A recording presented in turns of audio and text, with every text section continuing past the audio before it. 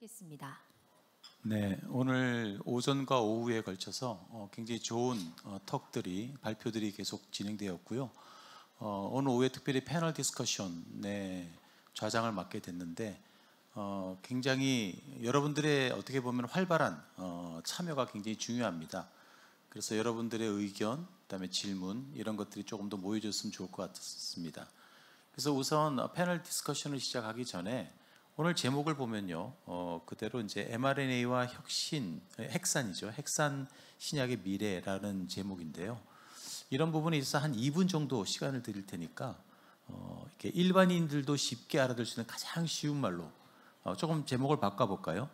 RNA가 핵산 신약과 연관돼서 향후에 어떻게 전망이 되는지 미래를 예측할 수 있는지 각 전문 분야의 우리 전문가들이 오셨으니까 모두 발언 형태로 해서 2분씩 이렇게 한번 쭉 발표해 주시면 좋을 것 같습니다.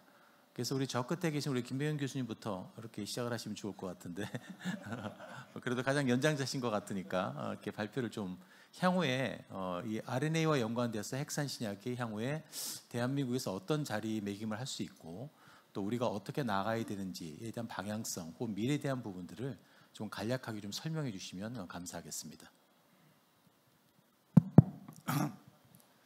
안녕하십니까, 김병현입니다. 제가 여기 패널 중에서는 비교적 가장 신약과 거리가 먼 일을 하고 있는 사람이라서 맨 처음에 답변 기회를 준 것 같습니다.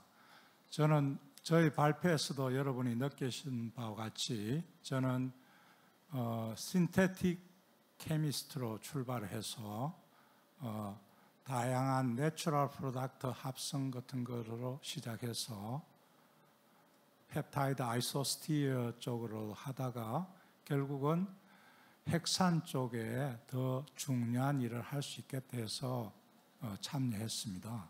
그래서 어떻게 보면은 뉴크릭 애시드 케미스트고, 그래서 다른 말로 하면 뉴크릭 애시드 바이올로지에 대해서 조금 가문한 입장입니다. 그래서 그런 합성 유기화학자가 뉴크릭 애시드를 하는 입장에서 보면은 저는 한 20년 전에 이와 같은 케미컬 모디피케이션을 통해서 다양한 모디파이드 올리고를 만들었는데요. 그때와 비교해 보면은 뉴크릭 애시드 신테시스에서 갈목할 만한 핵심이 있었습니다. 결국은 뉴크릭 애시드 라이팅에서 엄청난 코스트 다운이 있었고, 이것보다 더 크게 뉴크릭 애시드 시퀀싱에서는 코스가 엄청나게 싸졌죠. 그러니까 그런 점에서 예전에는 하지 못하던 그런 일을 기획할 수가 있고, 조금 전에 한길태 교수가 발표한 델 같은 DNA 인코디드 라이브러리 같은 것도 아이디어는 가지고 있었습니다만은 그거를 합성하는 거나 시퀀싱 하는데 코스트가 너무 크면은 그거를 실제 신약 개발에 적용할 수 없는데 지금은 적용할 수 있는 그와 같은 시대가 된 것 같습니다. 그래서 2분이라는 시간이 짧기 때문에 거의 다 된 것 같은데요. 제가 말씀드리는 것은 앞으로 DNA로부터 출발해서 RNA 분야에서도 라이팅과 리딩, 읽기와 쓰기에서 엄청난 코스트가 다운되니까 우리가 더 도전적이고 도전적인 신약 개발 연구를 할 수 있지 않을까 그렇게 생각합니다. 감사합니다. 네, 감사합니다. 네, 자, 그 다음은 우리 김진국 교수님. 네.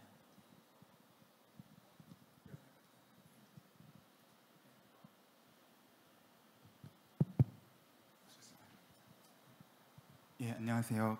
카이스트 의과학대학원 김진국입니다. 저는 아까 말씀드렸던 것처럼 이제 주로 엔티센스 올리고누클레오타이드 치료제를 개발한 연구를 하고 있고요. 근데 저는 일단 백그라운드가 좀 많이 다른 편입니다. 사실 저는 그 학부 때는 전산학, 컴퓨터공학 전공을 했었고요. 그래서 이제 조금씩 생물학에 관심이 생기다가 이제 그 대학원에서 바이오인포메틱스를 전공을 하고 캔서 지노믹스를 하다가 이제 누스날센이 처음 딱 나온 거를 보고 이게 정말 혁명적이다라고 생각을 해서, 그리고 이제 제가 기존에 했던 그런 바이오 인포메틱스, 그런 지노믹스를 접목을 해서 그 어떤 화학적인 제 백그라운드가 많이 없어도 약물을 이제 빠르게 그 개발할 수 있는 그런 분야라고 생각을 해서 제가 과감하게 시작을 하게 됐었고요.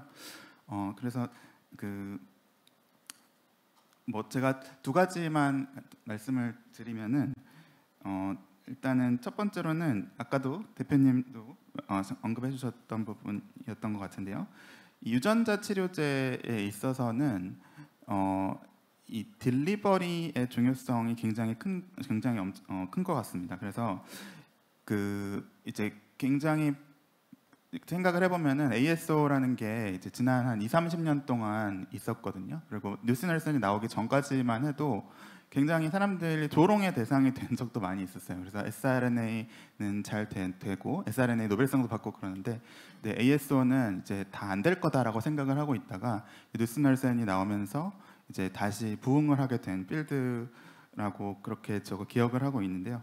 근데 이제 그렇게 된 계기가 몇 가지 있었던 것 같은데, sRNA도 사실 마찬가지고, 얼나일럼도 사실 처음에 창업을 하고 굉장히 하입이 많이 있었지만 한 10년 동안 실패를 거듭하다가 정말 기사회생을 해서 지금 이제 현금화를 낳는 거위가 될 수 있었던 이유가, 일단 첫 그 파이프라인 파티스란, 그게 이제 물론 LNP를 사용한 그게 성공을 했던 게 크긴 했지만, 지금의 르네상스는 이제 갈나 그 컨주게이션 때문에 이제 가능했다라고 생각이 됩니다. 그래서 이제 이런 어떤 새로운 티슈에 대해서 약물을 그 ASO든 뭐든 전달을 할 수 있는 이런 기술, 기반 기술 하나가 개발이 되면은 그 타겟 티슈에 대해서 존재하는 모든 적응증에 대한 가능성이 한꺼번에 열리는 거기 때문에 정말 어마어마한 가치가 있는 것 같아요. 그래서 이제 최근에 이제 그 얼나일럼에서 뭐 C16인가 18인가 그 네이처 바이오테크놀로지에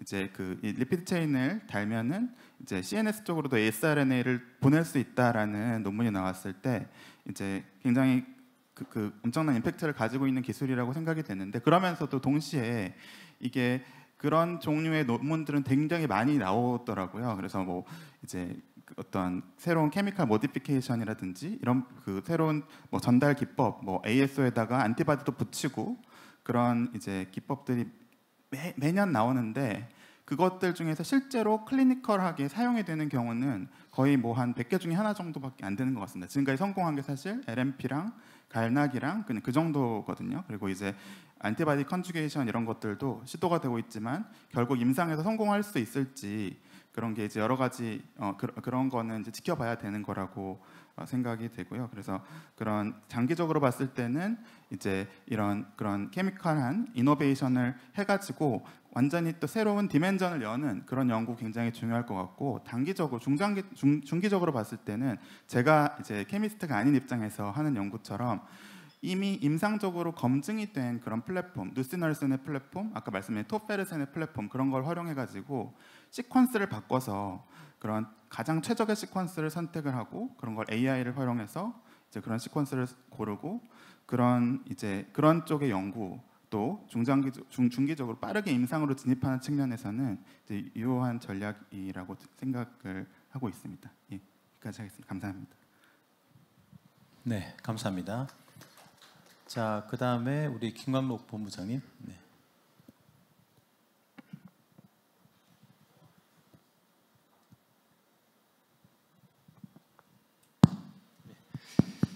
안녕하십니까. 한국화학연구원 의학바이오본부 본부장 김광록입니다. 앞에서 좋은 말씀 많이 해주셨는데요. 저는 제가 좀 이 그 mRNA 핵산 신약의 그 필요성에 대해서 조금 말씀을 드릴까 합니다. 제가 느낀 필요성이요. 제가 그 해머헤드라는 말을 1995년도에 처음 들었습니다. 저기 박사과정 학생일 때요. 그래서 그때는 트랜스크리프셔널 레귤레이터, 그러니까 단백질을 리프레션, 그러니까 저해하기 위해서 해머헤드 sRNA, 그때는 sRNA 개념도 없었죠. 안티센스라는 개념으로 가지고 일을 좀 했었습니다. 그러다가 제가 박사학위를 졸업하고 이제 한국화학연구원에 조인을 하게 됐는데요. 제가 거의 한 20년 가까이는 스몰 몰레큘을 가지고 단백질을 이니비션하는 또는 뭐 단백질을 저해하는 그런 쪽으로 연구를 했었습니다. 근데 이제 5년 전부터 저희가 이제 출연연으로서 희귀 질환 환자를 대상으로 치료제를 개발해 보자 그런 사명감을 갖고 이제 일을 시작했습니다. 근데 현실적으로 보니까 희귀 질환 환자의 경우에는 한 80% 정도가 유전적으로 문제가 있는 환자였습니다. 그래서 저희가 스몰 몰레큘을 가지고는 이런 부분을 해결할 수 없었다는 그런 실제 문제가 있었고요. 그러다 보니까 이제 찾다 보니까 mRNA하고 핵산을 중심으로 하는 그런 치료제가 이 환자들한테는 굉장히 절실하다는 걸 느꼈습니다. 그래서 저희가 이제 한 팀을 이뤄 가지고 유전자 핵산 치료제 분야를 도전을 하게 됐고요. 뭐 결과적으로 여러 분들이 이제 노력을 하셔가지고 올해 이제 글로벌 탑 전략 연구단이 결성이 됐습니다. 그래서 세포 유전자 치료제 그게 됐고요. 그래서 저희 화학연구원 같은 경우에는 그 부분에서 핵산 변형, 그 다음에 새로운 올리고뉴클레오타이드를 만드는 것에 일조를 하게 됐습니다. 그래서 저희가 이제 합성해서 화학 합성에서 굉장히 유능한 분들이 많이 계셔가지고요. 정희조 박사님을 필두로 해가지고 지금 연구과제를 수행을 하게 됐습니다. 근데 이제 요거는 이제 저희가 출연연으로서의 핵산 신약을 하게 된 히스토리를 말씀드린 거고요. 제 개인적으로는 최근에 부산에서 유전형 근육 질환이라고 하는 GNE 환자 모임에 한번 갔었습니다. 이 GNE라는 근육 질환 같은 경우에는 유전형이고요. 보통 20세에서 30세 사이에 발병을 합니다. 그래서 발병을 하기 시작하면서 보통 이제 발끝이나 손끝에서부터 근육의 마비가 오면서 결국은 종국에는 누워서 침대에서 생활하게 되는 그런 질환입니다. 근데 여기에는 이제 유전자 하나가 잘못돼 가지고 나타나는 현상인데요. 요거 같은 경우는 지금 약이 없습니다. 그래서 유전자 치료제가 절실한 상황이고요. 지금 국내에서 그걸 개발할 수 있는 지금 팀도 없을 뿐더러 환자들 같은 경우에는 이제 뭐 그런 약이 나오기를 기다리면서 점점 상태가 악화되는 그런 상황으로 치닫고 있었습니다. 근데 거기에 이제 한 분 어머님께서 개발하시는 MD 분을 붙잡고 이제 우시는데 아들이 군대에 갔다 오자마자 23살인데요. GNE가 발병을 했습니다. 그래서 저도 직접 아들을 봤는데요. 왼쪽 다리를 이제 끌면서 걸어가시더라고요. 근데 이제 이 친구가 끌기 시작하면서 나중에 한 10년 지나면은 결국은 침대에 눕게 되거든요. 그래서 그런 것들을 보더라도 우리가 지금 여기 모이신 분들 포함해가지고 mRNA 핵산 신약 분야에 좀 더 플랫폼도 개발하고 기업도 좀 관심을 가지고 매진해야 되지 않을까 그런 생각이 듭니다. 그래서 소회를 좀 말씀드렸습니다. 이상입니다. 네, 감사합니다. 자, 그다음에 우리 남영모 우리 과장님. 네. 안녕하세요. 저는 과기정통부의 첨단바이오 기술과 남영모 과장입니다. 저희 과는 바이오 분야의 기초 원천 연구를 지원을 하는 과입니다. 지금 자장님께서 2분 내로 말씀을 하라고 하셔서 지금 제가 오늘 이 자리에 온다고 그래서 저희 사무관들이 준비해 준 자료들을 다 발표를 하고 와야 되는데 급한 마음으로 일단 두서없이 좀 말씀을 드리도록 하겠습니다. 저희가 과기부가 RNA 기술이나 혹은 핵산 신약에 관련돼서 조금 과거와 다르게 제일 많이 달라진 점이라고 한다면 이제는 유전자 편집을 넘어서서 RNA를 활용한 치료제도 가능성이 굉장히 높다.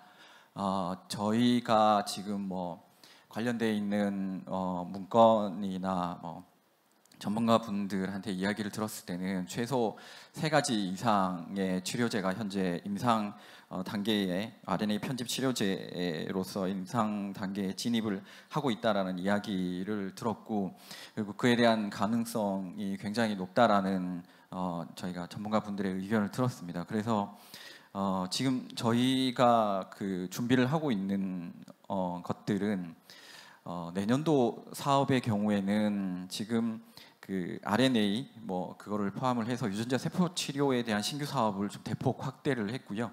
그리고 그것뿐만 아니라 아까 다른 패널 토론자분께서 말씀 주신 것처럼 딜리버리에 관련된 사항도 굉장히 중요하기 때문에 그에 대한 예산도 확대를 했습니다. 그리고 실제 이 기술 개발들이 제대로 이루어지게 하기 위해서 필요한 기반들, 예를 들면 데이터에 대한 활용에 대한 부분이라든가 파운드리를 비롯한 바이오 제조에 대한 부분, 그리고 국제 협력이나 아니면 관계부처, 식약처의 과장님도 나와 계시긴 하지만 합동으로 해서 규제를 해소하는 부분까지 예산이나 정책들이 지금 그 현장에 계신 연구자분들의 마음에 쏙 들지는 않으시겠지만 그래도 체감하실 수 있을 변화를 이끌어내기 위해서 관계부처가 합동으로 많이 준비를 하고 있습니다. 오늘 시간에 기회가 된다면 그 내용들을 좀 자세하게 말씀을 드릴 수 있는 시간이 있었으면 좋겠습니다. 그리고 제가 처음에 RNA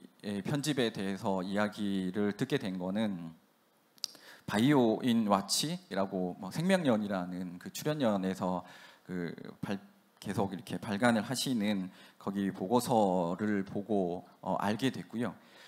그러다가 오늘 여기 와서 서큘러 RNA에 대한 또 발표를 봤습니다. 제가 이 말씀을 드리는 이유는 사실 정부 공무원이 어느 한 분야에 깊게 전문가가 될 수는 없는 거고, 그러다 보니 저희는 많은 분들, 많은 곳에서 의견을 들으려고 하고 있습니다. 그래서 오늘 이 자리에 저희 정부 측 관계자가 온 이유도 그거라고 생각을 하기 때문에 많은 의견들을 주시면 그 말씀들 놓치지 않고 예산이나 전략 정책에 반영할 수 있도록 노력하겠습니다. 감사합니다.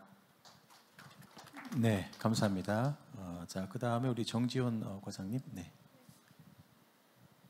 네, 안녕하세요. 식약처에서 온 정지원입니다.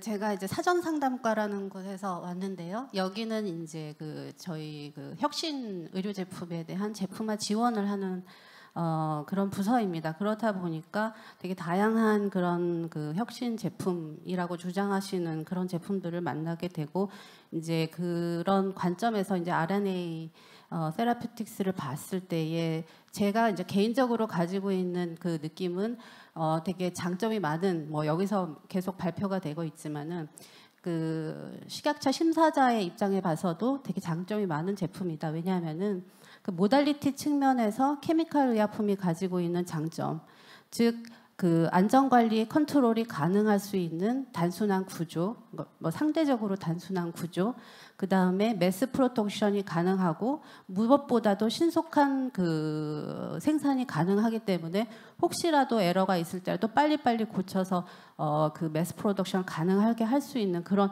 화학적 의약품이 가지고 있는 장점을 많이 가지고 있고, 그 다음에 플러스 바이오 의약품이 가지고 있는 장점도 많이 가지고 있습니다. 예를 들어서 항체가 가지고 있는 타겟 스페시피시티, 그 다음에 유전자 치료제가 가지고 있는 그런 세포 안으로 들어와서 진 코렉션이라든지 진 얼터레이션까지 가능한 그런 확장성 있는 펑셔널리티, 이런 것들이 상당한 이제 장점으로, 그러니까 심사자 눈에 보기에도 상당한 장점으로 보이고 있습니다. 그렇기 때문에 이제 당연히 mRNA 백신 코로나 때 같이 그런 단기간에 그런 대유행 감염병을 극복할 수 있는 큰 역할을 하지 않았나 싶기도 합니다. 이제 아직까지 저희가 이제 식약처다 보니까 어디 가서도 늘 좋은 소리는 못 하고 끝에 가서 꼭 이제 안 좋은 소리를 끝나게 되는 경우가 많은데요. 아직까지 좀 해결해야 되는 문제들도 제 눈에는 이제 여전히 보이기는 합니다. 그래서 예를 들어서 낮은 이거 다 아시는 내용일 것 같습니다. 스테빌리티랄지, 그 다음에 이제 우리나라가 가지고 있는 아직까지 어떤 원천 DDS에 관한 원천 기술 같은 것들이 좀 부족한 부분이랄지, 이런 것들은 아마 그래서 이제 여기 이 자리에 많은 많은 연구자분들 모여서 그런 것을 이제 함께 논의하고 이제 함께 어떻게 방향을 추진하면 좋을까라고 이 자리에 우리가 모인 것 같습니다. 네, 감사합니다. 네, 감사합니다. 지금 오신 분들 패널 디스커션에 참여하신 분들은 이제 모두 발언을 들으셨는데요. 아마 지금 여러분들 가지고 있는 궁금증들이 굉장히 많을 것이라고 생각이 됩니다. 그래서 이렇게 손을 들어 표시해 주시면 뒤에서 이제 마이크를 전달해 줄 예정이니까 여러분들이 가지고 있는 질문들을 갖다가 해주시면 좋을 것 같습니다. 저 끝에 계시면. 네. 네, 오늘 말씀 감사합니다. 질문 세 가지 드리겠습니다. 좋은 말씀을 많이 주셨습니다. 이 관련해서요. 근데 가장 근본적인 그 오프타긴 문제나 그 효소에 쉽게 파괴된다는 등 그 핵상 기술이 극복해야 될 그런 문제가 있을 텐데요. 그 첫 번째 질문이고요. 그 두 번째는 그 ST팜이 아까 미국의 레바티오를 설립하는 등 노력을 이어가고 있습니다. 이렇게 그 해외 빅파마와 경쟁하기 위해서 이런 방식 혹은 국내 기업 간의 협업 혹은 M&A로 등이 필요한다고 보시는지요. 세 번째는 앞서 이제 정재원 과장님하고 남형모 과장님께서 말씀을 주셨습니다만 업계에서 정부의 그 필요한 정책이 어떤 건지 이 세 가지입니다. 자, 정부에 관련된 정책은 아마 지금 제가 볼 때는 남형모 과장님과 정재원 과장님께서 각각 좀 대답을 해주시면 좋을 것 같습니다. 먼저 그 끝에부터 이렇게 하도록 하죠. 먼저 대답해 주시면 좋을 것 같습니다. 네, 정재원 과장님부터.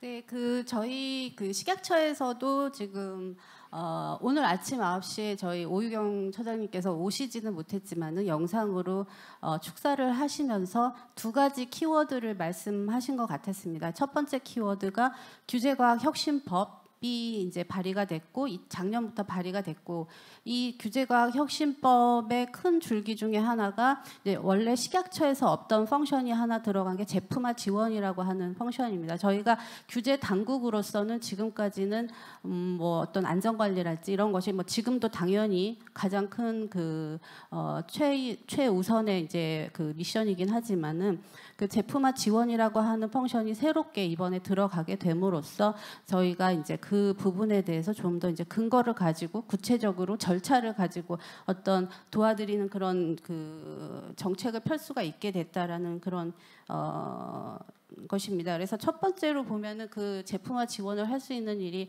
저희가 상당히 오랫동안 전문 상담을 해드리고 있기는 했지만은 이게 저희 과가 2020년부터 만들어진 과거든요. 그래서 2020년부터 이제 시동된 이 제품화의 지원을 위한 전문 상담을 계속 구체적으로 많이 해가면서 원래는 이제 개별적으로 이제 모아서 하던 개별적으로 실시하던 상담을 국가 R&D 사업단하고 지금 같이 연계해서 예를 들어서 신약개발사업단이랄지 아니면 범부처 의료기기 그다음에 감염병 백신 사업단이랄지 뭐 연구특구 강소연구특구랄지 이런 사업단 중심으로 지금 확장을 해서 제품화 지원 상담을 나가고 전략을 짜드리고 개발 계획을 짜드리는 일들을 하고 있습니다.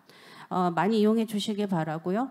그 다음에 이제 두 번째로 이런 혁신 제품이 가지고 들어왔을 때 대부분의 모든 선진국 포함해서 규제 당국에서 가지고 있는데 것이 신속 프로그램들입니다. 그래서 신속 허가, 신속 심사, 그다음에 이제 어떤 그 제품 특성에 맞는 자료의 유연한 요구 뭐 이런 것들을 이제 가지고 있는 규정적인 시스템이 필요한데 이제 그런 것들이 이제 코로나를 계기로 저희 규정에 많이 반영이 됐고 그래서 이제 신속 심사라고 지정이라고 하는 새로운 제도가 2021년, 2022년 그때부터 이제 운영이 되고 있으니까요.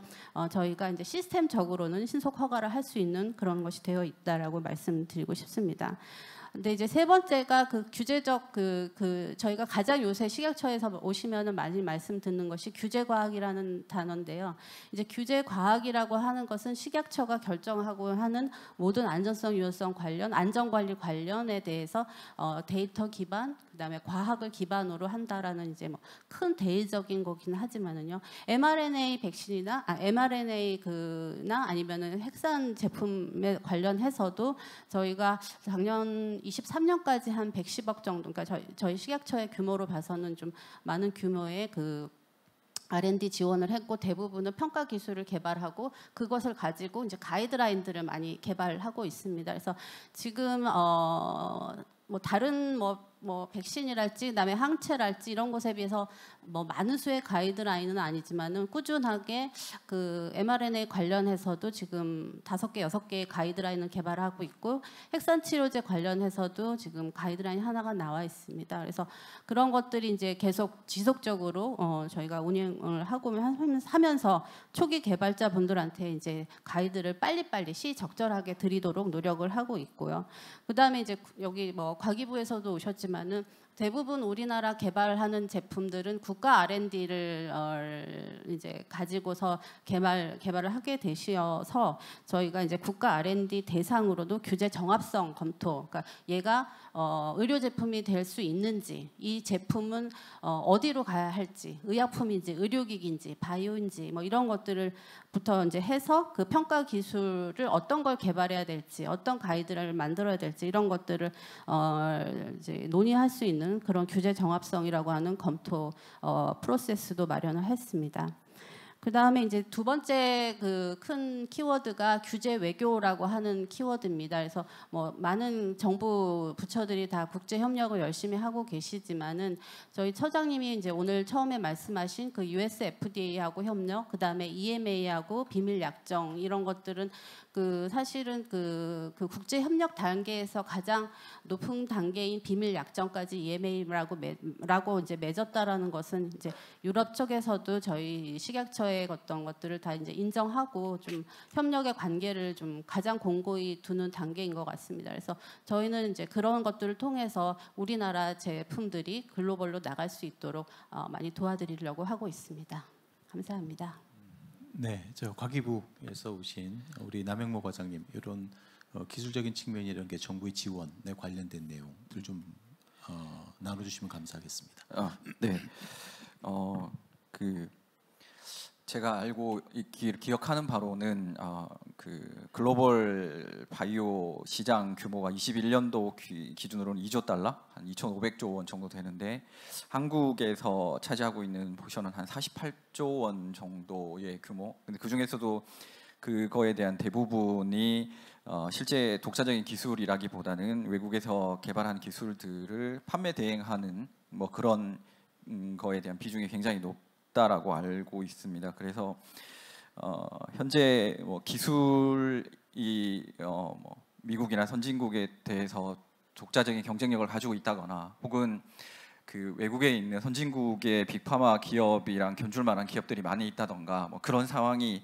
아니라는 거를 정부도 인식을 하고 있고, 그렇기 때문에 필요한 정책이 기술 개발부터 인력, 규제, 뭐 국제 협력, 데이터 뭐 많은 부분이 정부 정책으로 정부가 할 수 있는 일이 있다면 그게 다 정책으로 되어져야 된다고 생각을 하고 있고, 관계부처가 그래서 합동으로 지금 현재 저희 정부 차원에서 좀 우선적으로 추진해야 될 부분에 대해서 관계부처가 합동으로 첨단 바이오 이니셔티브라는 걸 발표를 했습니다.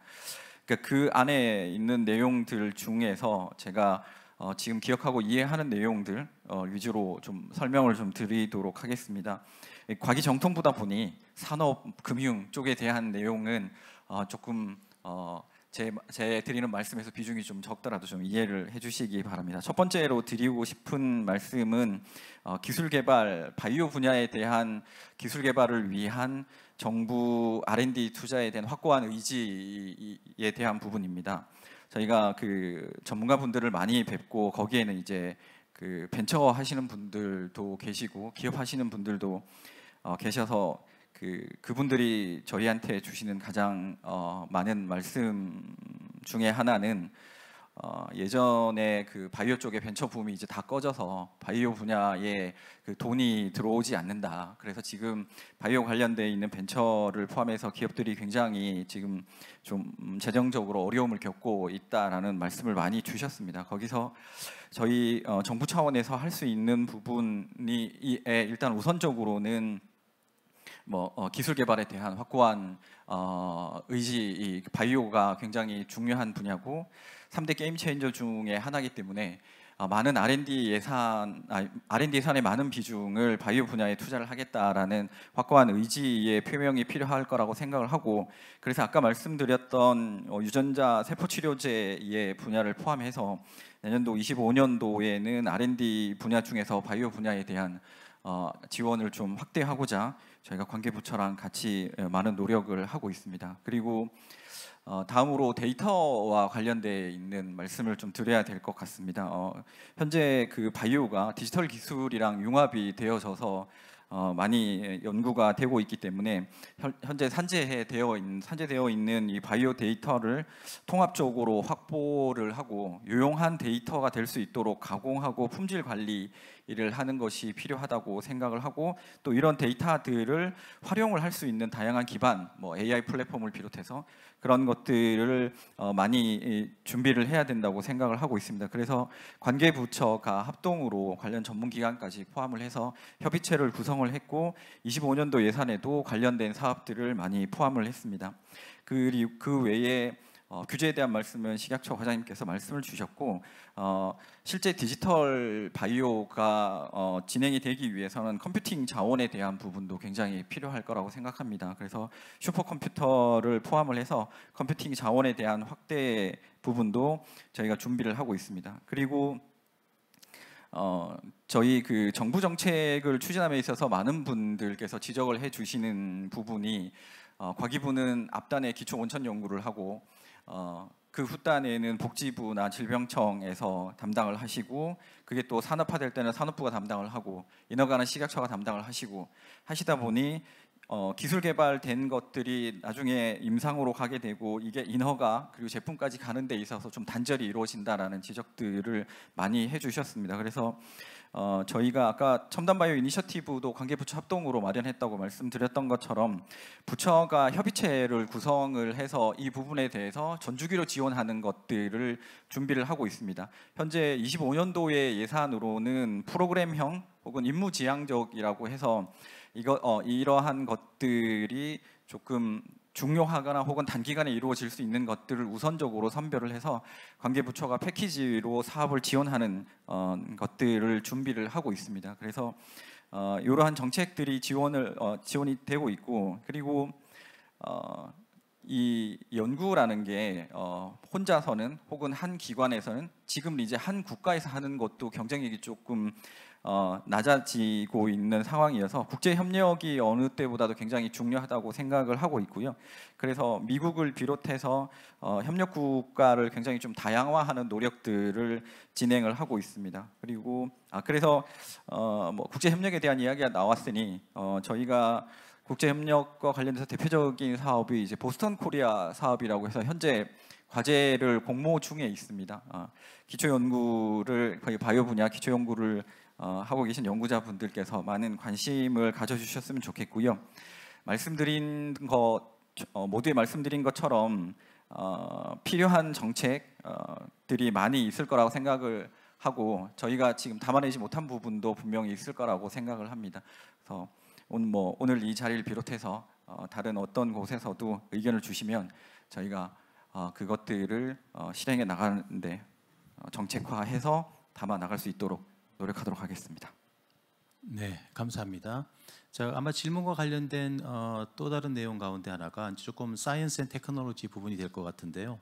이제 핵선 치료제를 개발하는 데 있어서 그 약물을 이제 안정성을 유지하는 것이 굉장히 중요하다.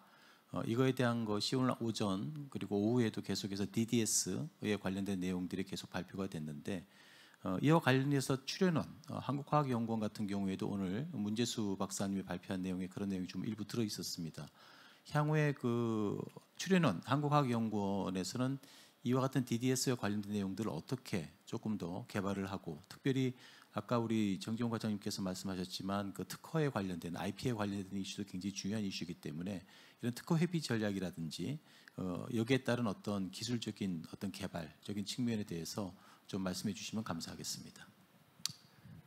예, 지금 그 안전성하고 전달 조직 전달, 특이 전달성 이런 것들을 이제 확보하기 위해서 저희 연구원에서 이제 화학 기반이죠. 화학 기반으로 크게 이제 두 가지를 중점적으로 하고 있습니다. 하나는 그 핵산의 단량체를 전체적으로 변형하는 그런 작업들을 하고 있고요. 그거를 통해서 이제 저희가 이제 하나의 특허를 확보하기 위한 그 전략을 하나 가지고 있습니다. 그리고 또 하나는 이제 전달체 부분인데요. 저희 내부적으로 이제 펩타이드 기반도 있고요. 그 다음에 스몰 몰레큘 기반도 있는데 조직 특이적인 특이성을 가진 특정 리셉터에 바인딩할 수 있는 그런 것들을 지금 기존 확보하고 있습니다.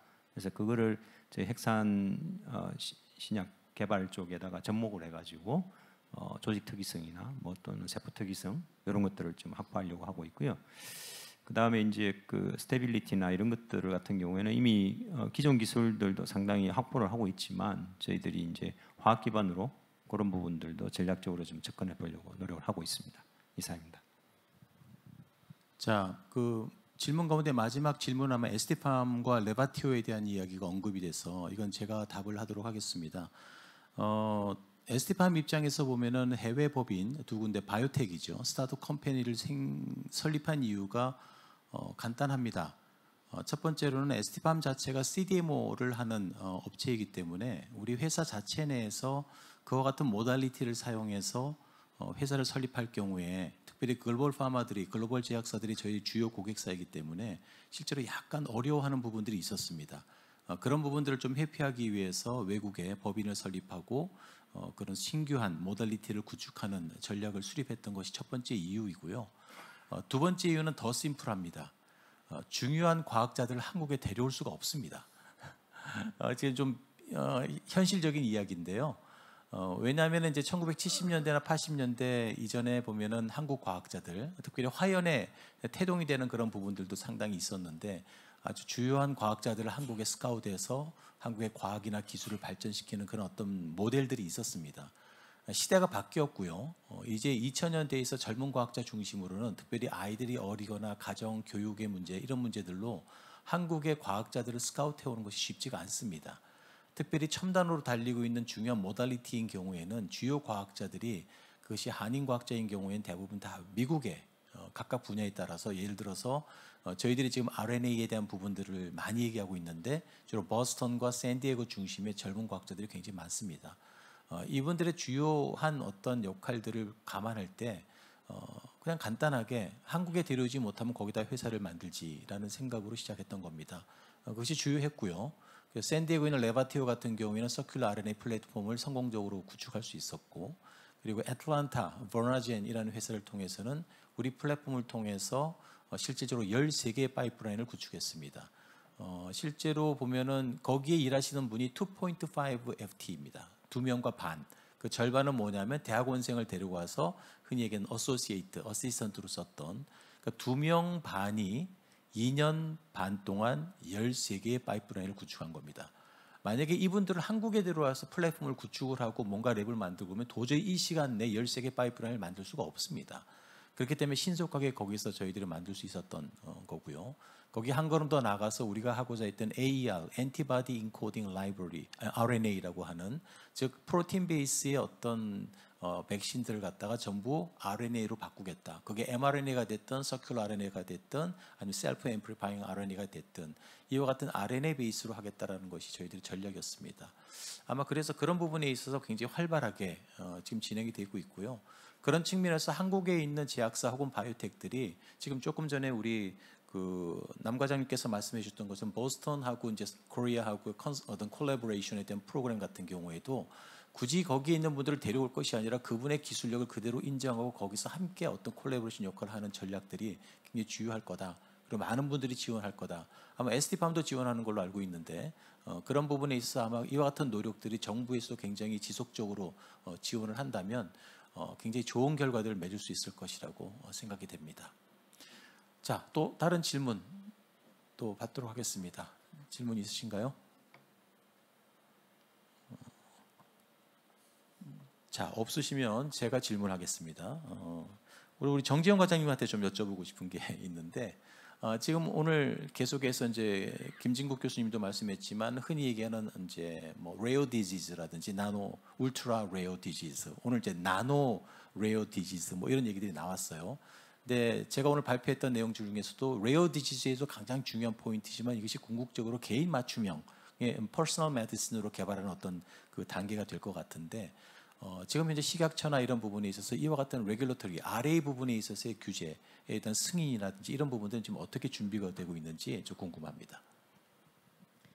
그 퍼스널라이즈드 메디슨에 있어서 뭐 가장 먼저 접근되었던 게 이제 유전자 치료제 쪽, 그 다음에 이제 일부 세포 치료제 쪽이 있었고, 그 부분에 대해서는 이제 뭐 어떤 정도의 경험은 있다고 생각합니다. 이제 RNA하고 관련해 가지고 봤을 때는 요즘 이제 많이 생각하고 계신 게 네오 안티젠을 이용한 튜머 백신 같은 쪽을 많이 생각을 하고 계시는 것 같고, 저희도 이제 이런 쪽의 그 개발자분들하고 협의를 하고, 그 다음에 이제 어떤 부분이 필요한지에 대해서 이제 논의를 하고 있는 상태입니다. 그래서 아직까지는 지금 네오 안티젠을 이용한 튜머 백신을 RNA를 플랫폼으로 하고 있는 게 우리나라에서 임상이 한 2건 정도 나간 경우가 있는데, 이제 전부 다 외국 제품입니다.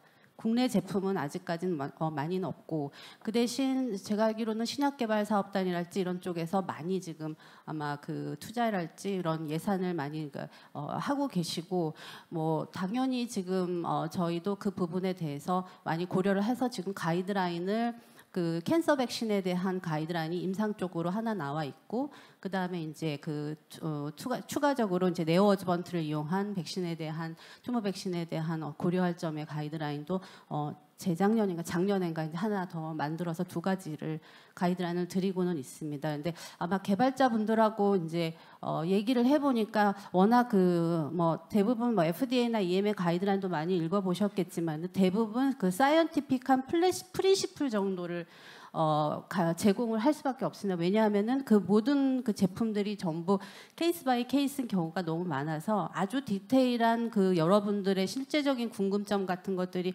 해결되지 않은 부분도는 있을 것입니다. 그래서 그런 부분들을 이제 조금 토로를 많이 하셨고, 이제 그런 것들은 이제 저희 쪽도 저희 그 사전 상담가랄지 이제 다른 심사부랑 같이 협의를 이제 좀 일찍부터 개발 초기 단계부터 이제 실시를 좀 해주셨으면 좋겠다라는 것 하고, 그 다음에 이제 저희가 이제 좀 그 규정에 따라서 그 제품의 어떤 구조가 있고, 그거에 따라서 담당 부서가 있고, 그 다음에 그거에 따라서 적용되는 룰이 다 다르고 하다 보니까 그 모달리티에 따라서 그 담당하는 부서들도 좀 다르고 해가지고 그 저희 내부의 문제이긴 합니다만은 그 내부 안에서도 협업하는 그런 과정이 상당히 힘들고, 여기에 이제 네오 어즈번트 같은 경우에는 뭐 AI를 이용한 뭐 그런 안티젠 셀렉션이랄지 이런 부분까지도 너무 저희로서는 많이 이제 원래 고민 안 하던 부분인데 지금 뭐 너무 이제 고민이 되고 좀 좀 노력이 필요한 부분이기도 합니다. 그래서 뭐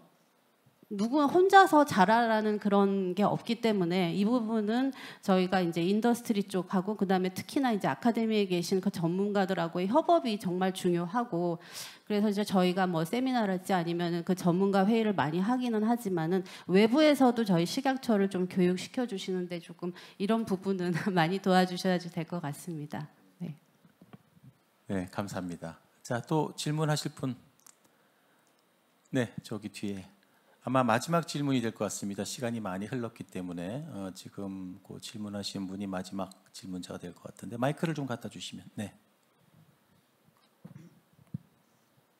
네, 감사합니다. 기회를 주셔서 감사합니다. ST팜 김영진 대표님께서 RNA 치료제의 정의를 RNA 베이스 테라피, 그리고 RNA 타겟팅 스몰 몰리큘, 그리고 RNA 시퀀스나 스트럭처 모듈레이터 이렇게 3가지로 정의를 해주셨는데, 그 중에 이제 RNA 베이스드에 중점적으로 말씀해 주셨는데요. 혹시 국내에서 그 외에 2가지 RNA 특히 이제 RNA 타겟한 스몰 몰리큘에 대한 어떤 동향과 뭐 ST팜이나 혹은 그 기타 회사에서 하려는 국내에서의 전략이 어떻게 되는지가 좀 궁금합니다. 이게 아무래도 좀 국내에서는 핵산 치료제보다는 좀 스몰 몰리큘로 하는 게 좀 더 용이하고 쉽게 접근할 수 있다는 생각이 들어서요. 네. 저 그만두는 대표이사로서 기업 비밀을 말하는 건 좀 곤란하긴 한데 우리 성무재 박사 이제 성무재 대표가 되는데 그분을 스카우트해 왔던 이유 중에 하나가 RNA 타겟팅 스몰 몰레큘에 대한 모달리티를 구축하기 위해서 사실은 스카우트해 온 겁니다. 그래서 그거는 기대해 주시고 계속 응원해 주시면 감사하겠습니다. 그래서 아마 2년 후에는 혹은 2년 후 되죠? 2년이면 끝나죠. 그러면 18회 국제신약 포럼에서 아마 성무재 대표가 RNA 타겟티드 스몰 몰레큘을 갖다 발표할 수 있을 것이라고 생각이 됩니다. 아마 이게 이제 그 질문에 대한 답이면서 동시에 제가 마무리하는 코멘트가 될 것 같습니다. 이렇게 시작해 볼게요. 작년부터 해서 에스테팜의 고민이 뭐냐면요, mRNA 모달리티를 이미 이제 구축을 했는데 저희들 입장에서는 이 mRNA 모달리티를 가지고 애틀란타에 있는 버나젠이라는 회사를 통해서 13개의 인펙셔스 디지즈 파이프라인을 구축을 하고 엔티바디 인코딩 RNA라는 프로젝트로 2개의 파이프라인을 구축을 하고 하는 그 다음에 대한 고민이 시작됐습니다. 과연 mRNA를 이용해서 과연 치료제, 그러니까 치료 백신이 됐든 예방 백신이 됐든 계속하는 것이 어떤 방향성을 갖느냐라는 근본적인 질문이었거든요.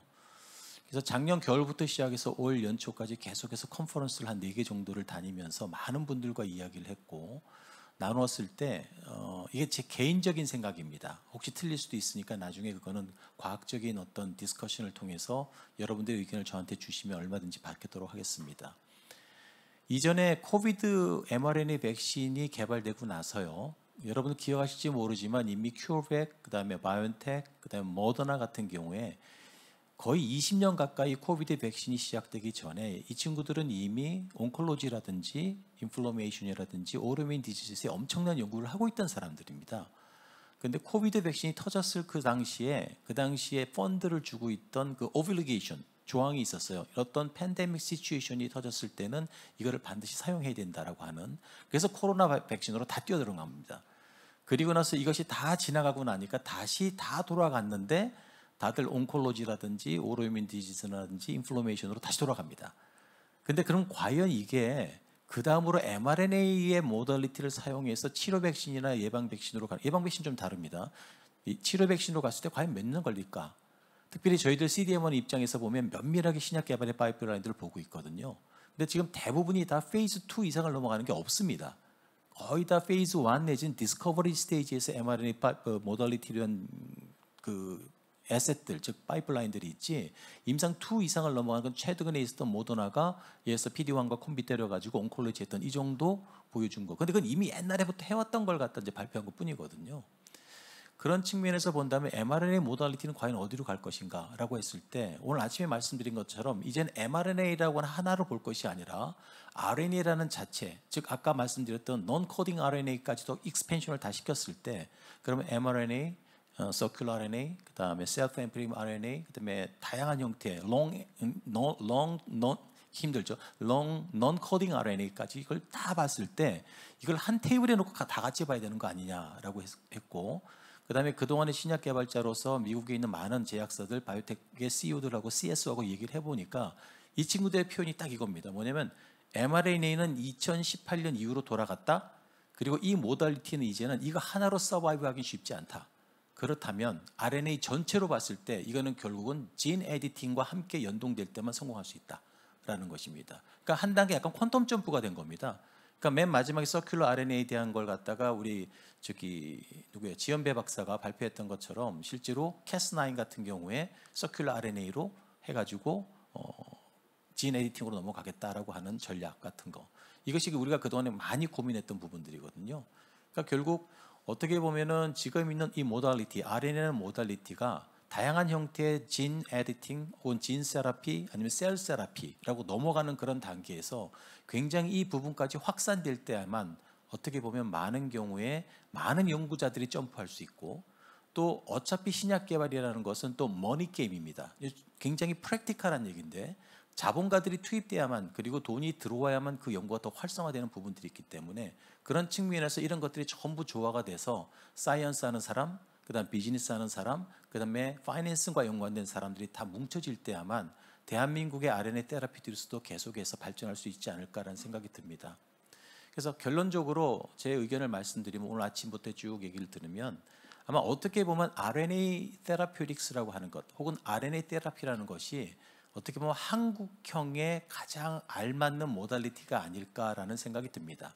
신속성, 가장 빠르게 신약을 개발할 수 있다는 것, 코스트 이펙티브니스, 굉장히 어떤 경제적인 측면에서 개발할 수 있다는 것, 그리고 효율적인 측면에서 이 세 가지 측면에서 RNA 테라피 혹은 RNA 테라피틱스가 어떻게 보면 한국의 어떤 신약 개발에서 가장 중요한 모달리티로 계속해서 성장할 수 있지 않을까라는 생각이 듭니다. 그래서 오늘 굉장히 늦은 시간까지 여러분들 많이 참석해 주셨는데요. 여기 마치고 조금 오후에 시간들이 있으니까 여기 계신 분들한테 더 질문이 있으신 분은 질문하시면 좋을 것 같고요. 아무튼 아침부터 끝까지 남아주신 많은 분들께 감사드립니다. 이상 패널 디스커션을 마치도록 하겠습니다. 감사합니다.